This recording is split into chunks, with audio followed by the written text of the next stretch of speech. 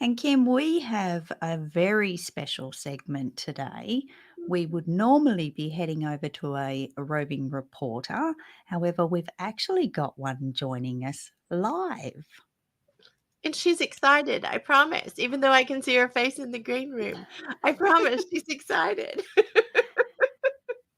She is, and we are going to have our Jill join us live here as the next roving reporter. There she is. Hey, Jill. Hello, good morning. I am happy to be here. It's Friday, my bandwidth is like expiring, and but it's okay. We are gathering ourselves together and going to have a great segment now. So I am Jill, roving reporter for Good Morning Entrepreneurs with unique solutions for mama entrepreneurs. And I am so happy to share the stage with both of you and Carrie Kim this morning for talking about separate spaces and how to maneuver them for working from home and being an entrepreneur. Where do you work in your own home? It actually came up a little bit, I thought, in some conversation over Clubhouse. I don't remember if it was this week or last week. And that triggered my thought process, because then last night I was recording with another one of our wonderful roving reporters, and we were chatting about this topic as well and how mamas do it working from home. So it's very fresh and a big ticket item to talk about for, I think, any entrepreneur that works from home, as well as those who are moms or parents or grandparents in general. Separate spaces. Let me ask you guys both a question. Do you have a separate space for work from where you entertain yourself for your daily lives? Yes and no, Carrie? Can we say both answers? I am going to say yes and no to this, Jill, because I do have my office, which is all incumbents, and I sit here with my dinner. I know that's so bad, but I do have a chair in the corner that I can escape the screens from. So, and we have the lounge room and all the different spaces, but I just like to live here. And I'm in the kitchen. I love being in the kitchen, actually. So I love where I am working, but it is definitely my living space as well. So I'm the same way. I have an office space that's in a separate area of my home. So I actually have to like leave my living area and go downstairs to a different area that I have set up as a guest room, but it has my office space in it. So that's kind of like my escape when I need to like really be heads down, use multiple screens, get a lot of work done, and just be away from the mess of living with a toddler that I don't clean up after often enough, I guess. And then there's like this space right here, which I love that I've created this little oasis kind of spot. But this is in my living room, and I get to see everything. I get to be with my pets on the couch. I get to have the sunshine in the windows. As you can see, the sun is like blaring behind me now. And it just gives me a different feel for my day, different vibe, and I can kind of just like have a lighter day up here, and I'm closer to my coffee, my drinks and my snacks, and I don't have to prepare to go up and down stairs for whatever I'm doing for the day. But I know working around where you live, so the mess, the daily things that are around you, the sidetracking things that might come up, being like, oh, I could just go do this real quick because it's in my line of sight. How are you preventing yourself from being distracted by those things? Either one of them. I think I'm pretty lucky, Jill, because I have a curtain that goes across the opening. There's no door as such, but I do get distracted by noises like deliveries because I'm right by the front door. But generally speaking, I don't have a toddler, so I'm probably quite fortunate in that regard. I'm sure if I did have one, that curtain would mean nothing. So My baby's 33. Let me say that out loud, and not 33 months, 33 years. So I have a little bit of advantage on that, Chillo, just so you know. I luckily am in a point where my son does leave the house and go to daycare during the day. So I do have that separation. And there definitely are times where I'm like, "Ooh, I could just go work on the couch today instead of in a place where I actually am able to mentally come into a space to be focused for that time."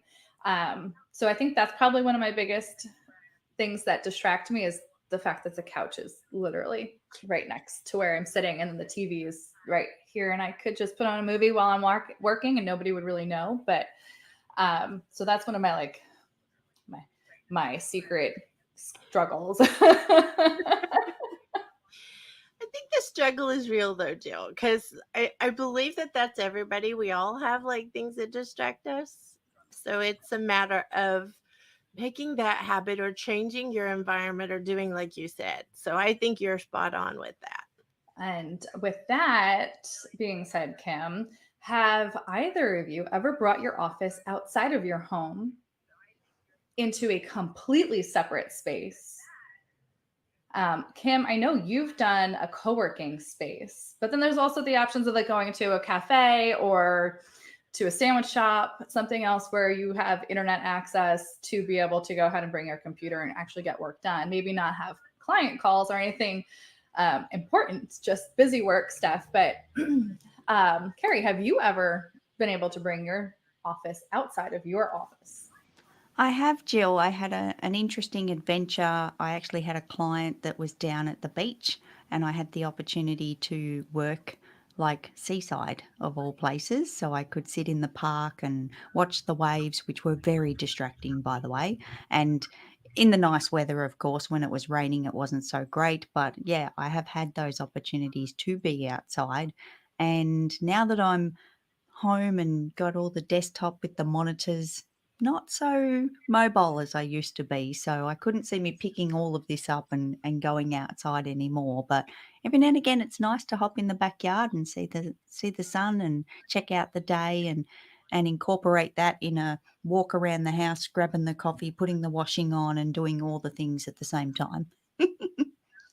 One of my favorite things to do is to separate myself for our sticky note time. And that is, and has been now since Kim introduced me to it, is going to it's actually a breakfast spot. I prefer to go out for breakfast, but a diner where I have busy noise going on behind me, but it's not my own noise. And it actually was the inspiration for our sticky note time guided intensive or guided sticky note time intensive. And we're having that next weekend. And my whole idea was I wanted a retreat where I could have completely separate space that was quiet, away from the noise of and visual mess of my home, that wasn't my office, and that would inspire me to get clear and be able to really work through sticky note time very well. So I'm very excited to announce that we're having our first in-person and virtual guided sticky note time intensive next weekend, and we'll be in Texas live, Kim and I together and a few other of our sticky note time members doing this. And then there's going to be a few others this year that will be very exciting to announce as well. And of course, I know you guys talked about it already. We have Monday, our vision board party, where we get to be creative in our spaces and bring our visions to life on our vision boards. So I'm going to leave you guys in this space here. And I thank you for your time this morning. And I'll hand it back to you guys. Thank you, Jill. And you know, Carrie, she is hosting the vision board party. I know. And I love it now that she's down and she can't argue with us. I have to like just tell on her. I think that she is not only beautiful, she's shuffling, babies and husbands and life and all the things.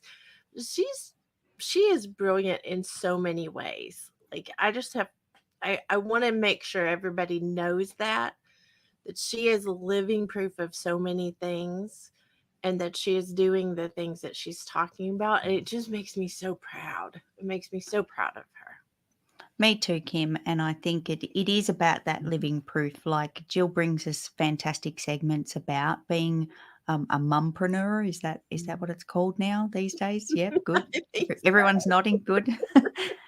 But Jill does such amazing things behind the scenes. But then when she comes to speak to us, it is genuinely from a place of where she's living this and she's doing this. So I think it's just beautiful, and I love that she's got that opportunity to work like that and have that they say work-life balance doesn't exist, but I think it can in these kind of environments. So I love it. Well, and Jill and another roving reporter she mentioned, Linda Bonney, are actually creating a new podcast for mamas and entrepreneurs and all the juicy bits. They're going to be having conversations.